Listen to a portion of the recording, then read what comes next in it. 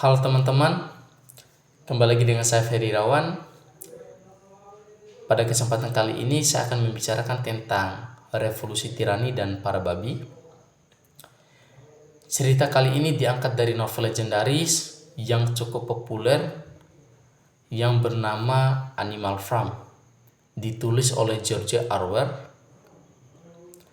Cerita ini dilatar belakangi oleh sebuah peternakan yang bernama Manor Farm. Manor Farm ini dimiliki oleh seorang peternak parubaya yang bernama Pak Jones.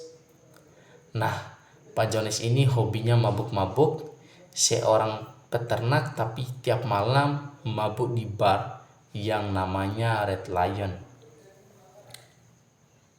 Dia tidak mengurus peternaknya, binatangnya seringkali tidak mendapatkan makan dan tidak diperlakukan sebagaimana mestinya.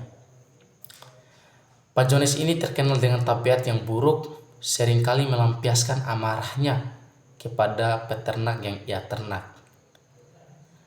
Dan di dalam ternak tersebut ada seorang babi tua yang bernama Pak Mayor. Kita sebut saja Pak Mayor. Pak Mayor ini adalah seorang babi tua yang sangat dihormati, dan Pak Mayor ini mendapatkan mimpinya beberapa hari terakhir, yaitu mimpi yang sama. Mimpinya adalah mereka dan teman-temannya tidak diperlakukan tidak semestinya oleh para manusia. Mereka melawan penindasan yang dilakukan oleh Pak Jones ataupun manusia lain, dan pada saat itu Pak Mayor ini mengumpulkan seluruh binatang yang ada di dalam peternak dan menyuarakan hal-hal itu dengan lantang dan merencanakan bahwasannya kita harus melawan penindasan yang dilakukan oleh Pak Jones ini. Tidak boleh kita membiarkan hal-hal yang merugikan kita menguntungkan Pak Jones lewat kekejiannya. Pada kesempatan tersebut Pak Mayor dibantu oleh dua babi jenius yang bernama Snowball dan Napoleon. Dalam cerita ini, setiap binatang di cerita itu pasti merepresentasikan manusia di dunia nyata. Tugas dari Snowball dan Napoleon ini adalah memberikan arahan terhadap teman-teman yang ada di peternakan bahwasannya yang dilakukan oleh Pak Jones pemilik peternak itu hal yang keji dan tidak layak untuk mereka dapatkan. Karena dua babi Snowball dan Napoleon ini jenius, makanya teman-teman mengikuti arahannya untuk melawan penindas yang dilakukan oleh Pak Jones. Akhirnya mereka bisa menaklukkan yang dilakukan oleh para manusia ataupun Pak Jones, dan mereka menganggap hal-hal yang berbau dengan yang dilakukan manusia itu adalah musuh. Tidur di atas ranjang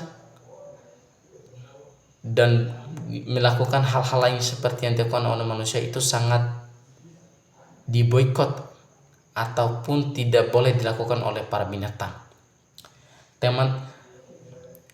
Binatang-binatang yang memiliki 4 kaki itu adalah semuanya saudara, dan makhluk-makhluk yang memiliki 2 kaki itu adalah musuh.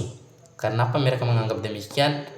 Karena mereka sangat muak dan benci terhadap manusia yang memperlakukan mereka tidak sebagaimana mestinya. Dan cerita ini tergolong cerita sastra klasik. Pasti setiap binatang di cerita itu merepresentasikan manusia di dunia nyata.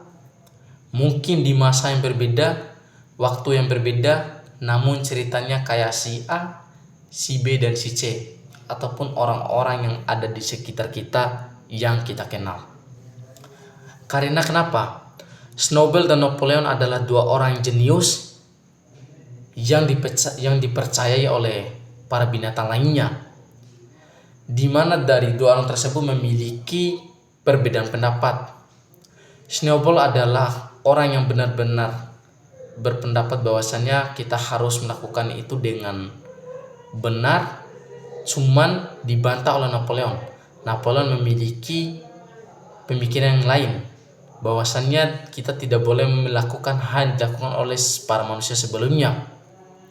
Namun ternyata apa yang dilakukan Napoleon itu? Dia mengkambing hitamkan si Snowball. Akhirnya teman-temannya mempercayai Napoleon. Dan ketika mereka mempercayai Napoleon, orang-orang yang tidak, binatang-binatang yang tidak mengikuti apa yang menjadi kemauan Napoleon itu akan dibunuh, ditindas. Artinya apa?